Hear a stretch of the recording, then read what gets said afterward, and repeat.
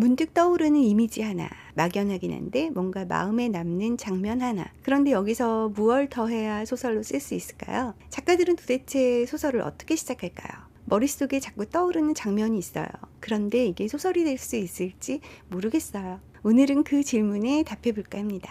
우리 같이 한번 실습해 보는 거죠 뭐. 문득 떠오른 어떤 소소한 장면 하나를 가지고 어떻게 질문을 던지고 어떻게 스토리보드를 만들고 또 소설로 나아가는지 그 과정을 처음부터 끝까지 같이 한번 해봐요. 오랜만에 고향집에 갔습니다. 엄마가 뒷집 아줌마랑 담을 사이에 두고 실랑이를 하고 있는 거예요. 무슨 얘기인지는 모르겠는데 뭐라고 막 얘기를 하다가 막 토라졌다가 또 막 같이 웃다가 그러고 있더라고요. 그런데 그 광경이 너무 다정하고 우스운 거예요. 저 혼자 창문에 서서 그 모습을 보면서 한창 웃었습니다. 그게 전부예요. 거창한 통찰도 아니죠? 문학적인 영감도 아니에요. 그냥 우스웠던 거예요. 다정하고요. 우리 엄마는 이 동네에서 참 오래도 살아왔구나 싶었습니다. 그 장면 하나에서 소설을 시작했어요. 새삼 엄마 집 동네를 들여다봤습니다. 오래된 단독주택 단지예요. 젊은 사람들은 다 떠났습니다. 꼬맹이들이 바글바글했던 학교도 이제 폐교를 했어요. 아이들이 뛰놀던 놀이터는 공용 주차장이 됐습니다. 집집마다 노인 둘 혹은 혼자. 경로당이 있긴 한데 거긴 팔수는 넘어야 갈 수 있는 곳이에요. 이른 줄 아줌마들은 갈 데가 없습니다. 경로당에 기어이 간다 해도 호호 할머니들 시중이나 들어야 해요. 맨날 심심합니다. 낡고 쇠락해가는 동네예요. 그런데요, 전 여기서 이야기가 보였어요. 이 동네에 새로운 공간이 생긴다면, 그곳에 젊은 사람이 툭 들어온다면 그때 이 동네는 어떻게 될까? 좀 즐겁고 유쾌한 어떤 연대 같은 것이 생길 수도 있지 않을까? 이 질문이 스토리보드의 출발점이에요. 잠깐 멈출게요. 스토리를 만들기 전에 로그라인부터 잡아야 합니다. 로그라인이 뭔지 아세요? 소설 전체를 한 줄로 압축한 설계도예요. 형식은 이래요. 어떤 주인공이 무엇을 원하는데 어떤 장애물을 만나 어떻게 되는가? 주인공이고 욕망이고 장애물이고 결과입니다. 이 네 가지가 들어간 한 줄 문장이 로그라인이에요. 왜 로그라인이 필요하냐면 로그라인 없이 쓰면 소설이 표류하기 쉬워요. 처음엔 잘 나가다가 어느 순간 어디로 가는지 모르게 됩니다. 나침반이 없는 거예요. 저는 오래된 동네에서 이루어지는 연대, 그것도 여성연대, 그것도 청년과 노인의 연대에 관해 쓰고 싶다는 생각이 들었어요. 그런데 물론 처음부터 완벽한 로그라인이 나오진 않습니다. 스토리를 살살 꾸며가면서 잡아갈 거예요. 지금 같이 해볼게요. 연대라는 키워드를 마음속에 품고 시작하는 겁니다. 주인공은 70대 아줌마로 정했어요. 이름은 경자. 잠깐, 70대인데 왜 할머니라고 안 하냐고요? 아까 말했지만 이 동네엔 노인밖에 없어요. 호호 할머니에 비하자면 이른 줄의 경자는 새댁입니다. 경자는 20년 경력의 동네 통장 출신이에요. 오지랖이 특기예요.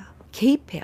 나서요. 직접 움직입니다. 이 설정이 왜 중요하냐면요. 가만히 구경만 하는 주인공은 절대 소설을 끌고 가지 못합니다. 소설이 역동적으로 스토리를 이끌어가고 독자가 책장을 마구 넘기게 하려면 주인공은 잘 움직이는 사람이어야 해요. 주인공을 설정할 때 여러분은 이 질문을 먼저 해보세요. 이 사람이 움직이면 무슨 일이든 일어나는가? 그 답이 예스여야 합니다. 자, 이제 그 동네에 젊은 사람이 툭 들어오면 어떨까요? 젊은 여자예요. 이름은 은주. 왜 젊은 여자로 설정했냐면 두 가지 이유가 있었습니다. 첫째, 세대가 다른 두 여자의 티키타카가 가능해집니다. 그리고 노인과 젊은 청년의 연대를 보여줄 수 있어요. 세대가 다른 두 여자의 티키타카라는 건 부딪히고 맞서면서 이야기가 생기겠죠. 일종의 전략입니다. 소설이 지루하지 않고 재미나게 진행될 수 있는 하나의 전략이 되는 거죠. 그리고 노인과 젊은 청년의 연대. 지금 이 사회의 이야기잖아요. 동시대성이 있어요. 지금 이 시대를 사는 독자가 읽을 만한 의미가 있어야 한다는 얘기죠. 그런데 은주는 누굴까요? 그냥 이 동네가 좋아서 온 낯선 사람일까요? 쇠락한 동네에 낯선 청년이 왔다. 이거보단 연고가 있는 사람이 오는 편이 좀 자연스러울 것 같아요. 그래서 은주를 경잔의 이웃집 딸로 설정을 했습니다. 은주는 왜 왔을까요? 은주가 온 이유를 작가는 반드시 설명할 수 있어야 합니다. 사실 은주는 이혼을 했어요. 그래서 친정으로 온 거예요. 2살배기 아기도 있어요. 경단녀였겠죠? 아기가 있는 경단녀가 이혼을 했을 때 이제 아이 교육에도 신경 써야 하니까 대치동에 아파트 한 채 사고 베이비시터도 구해야지. 이런 경우는 흔하지 않겠죠. 반반 나눈 재산이라는 게 보통은 보잘것없고 생계를 위해서 일을 하려고 해도 당장 아이를 봐줄 사람이 필요하잖아요.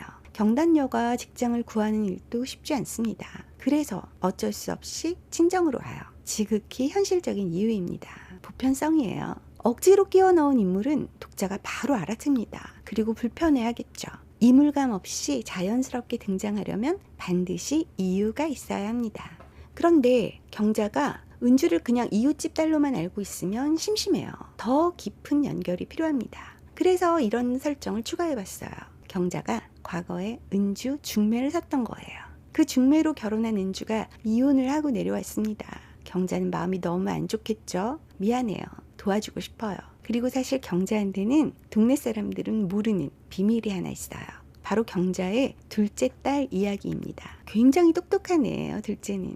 늦게 결혼을 했는데 딱 1년 만에 이혼을 했습니다. 서울에서 워낙 거창한 결혼식을 해놔서 두고두고 사람들이 칭찬을 했거든요. 그러니까 둘째 이혼이 민망해서 동네 사람들한테 비밀로 하고 있어요. 은주를 볼 때마다 둘째 딸이 생각납니다. 그래서 마음이 아파요. 비밀은 인물의 깊이가 돼요. 비밀은 인물을 입체적으로 만들죠. 겉으로는 오지랖쟁이 경자인데 속으로는 딸 때문에 매일 마음이 아픈 엄마. 그게 경자를 살아있는 사람으로 만듭니다. 자, 이제 공간 설정을 한번 해볼게요. 은주는 친정집 빈 가게자리에 뭔가를 차립니다. 빨래방이에요. 동네 노인들 반응이 좋지 않습니다. 평생 빨래를 해왔는데 빨래를 왜 남한테 맡겨? 국립대 경영학과까지 보내놨더니 빨래방을 한다고? 엄마 망신시키려고 작정했어? 처음에는 반드시 저항이 있어야 합니다. 왜냐하면 처음부터 다 환영하면 이야기가 없어요. 저항이 있어야 극복이 있고 극복이 있어야 변화가 보입니다. 그 변화가 바로 이 소설이 궁극적으로 하고 싶은 말이 될 거예요. 스토리보드는 소설의 줄거리를 시간순으로 나열한 것이에요. 자, 전체 흐름을 계속 잡아볼게요. 경자는 은주를 도와서 동네 아줌마들을 빨래방으로 끌어들입니다. 도와줄 수밖에 없어요. 은주가 경자를 붙잡고 잘할 수 있게 도와달라고 부탁을 한 데다가 은주가 아무리 봐도 마치 둘째 같거든요. 자신의 딸도 저렇게 누군가에게 간절한 부탁을 하고 있진 않을까. 마음이 아려서 적극적으로 도와줍니다. 오지랖쟁이 경자의 활약으로 사람들은 빨래방에 옵니다. 처음엔 빨래 때문이 아니에요. 이혼하고 내려온 은주가 어떻게 잘 사나 보러 오는 거예요. 그러다가 눌러 앉아요. 안마의자 공짜로 쓰고 짜장면도 시켜 먹고 서로의 빨래를 개어줍니다. 빨래방은 어느새 동네 사랑방이 돼요. 2살 배기 아기는 동네 사람들이 다 봐줘요. 빨래방은 차츰 자리를 잡아갑니다. 누가 시키지 않아도 자연스럽게 일어나는 연대의 현장이 되는 거죠.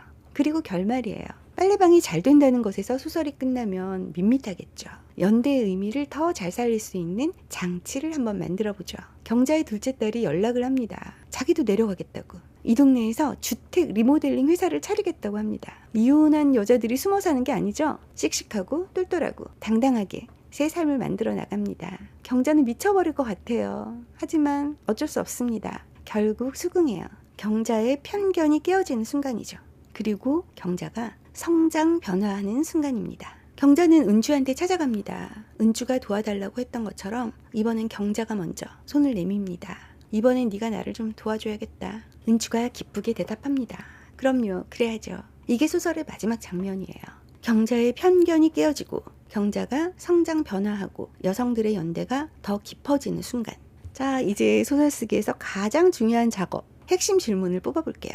핵심 질문이란 건 소설 전체를 관통하는 질문입니다. 독자가 마지막 페이지를 덮고 나서도 마음속에 남아서 계속 따라오는 질문이에요. 핵심 질문이 없다면 그건 소설이 아니라 재미있는 스토리일 뿐이라고 저번 시간에도 말씀드렸습니다.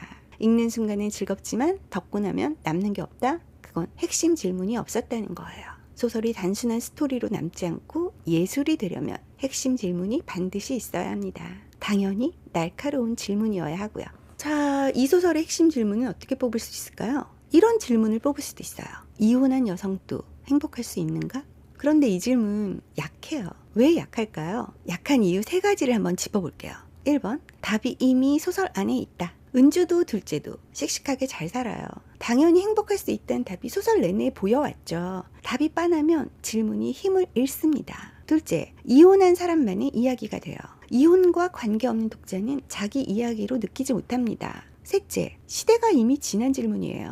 이혼율이 절반인 세상에서 이혼이 실패냐고 묻는 건 너무 오래된 질문이죠. 그리고 편견에 갇힌 질문이잖아요. 이혼한 여성도 행복할 수 있는가? 라는 질문 자체가 이미 이혼을 불행의 출발점으로 놓고 있는 거예요. 소설이 말하고 싶은 건 그게 아니거든요. 그럼 이 소설에서 핵심 질문을 어떻게 뽑는 것이 좋을까요? 낡고 쇠락해가는 동네에서 상처 입고 돌아온 젊은 여성들과 천천히 늙어가는 노년의 여성들은 서로를 어떻게 구원하는가? 한 번 더 읽어볼게요. 서로를 구원한다고 했어요. 이혼한 은주가 이 동네에서 살아남는 이야기가 아니에요. 경자도 구원받아요. 오지랖쟁이인 척했지만 딸의 이혼을 부끄럽게 여기면서 비밀로 숨겨왔어요. 그 경자가 은주를 보면서 조금씩 변해갑니다. 마지막엔 스스로 손을 내밀어요. 이 질문이 왜 강할까요? 첫째, 답이 딱 안 나오는 질문입니다. 어떻게 구원하는가? 독자마다 다른 답을 가져가요. 각자의 삶에서 읽어냅니다. 둘째, 모든 사람의 이야기예요. 이혼한 사람만의 질문이 아닙니다. 상처 입은 사람, 외로운 사람, 혼자 버텨온 사람, 서로를 외면한 사람 모두가 자기의 이야기를 바탕으로 이 질문에 답을 하게 될 거예요. 셋째, 읽고 나서 오래 남는다. 읽고 나서 그 질문이 마음속에 오래 남는다는 건 여운이 있다는 얘기죠. 여운이 있는 소설이 되는 거예요. 여운이 오래 남는 소설이 좋은 소설이에요. 창문 너머로 본 엄마와 뒷집 아줌마의 다정한 신랑이, 그리고 문득 둘러본 오래된 동네 풍경, 거기서 시작했어요. 별것 없는 장면 하나가 여성 연대 이야기가 되었습니다. 낡은 동네 이야기가 됐어요. 편견이 무너지는 이야기가 됐습니다. 지금 여러분 마음속에 있는 그 장면 너무 소소하다고요? 질문 하나만 던져보세요. 저 사람은 왜 저러고 있을까? 거기서 시작하면 됩니다. 이 소설은 언니네 빨래방이라는 제목을 붙였고요. 나중에 언니 믿지라는 여성 연대 테마 앤솔러지에 실었습니다. 물론 이게 끝은 아니에요. 우리는 인물을 더 입체적으로 다듬어야 하고 플롯을 만들어야 하고 그 다음 첫 장면을 쓰고 본격적으로 집필을 시작해야 합니다. 그건 다음에 또 다뤄볼게요. 저는 소설을 씁니다. 중앙대학교 문예창작학과에서 소설 창작을 가르치고 있고요. 소설 작법 이야기로 또 만나겠습니다.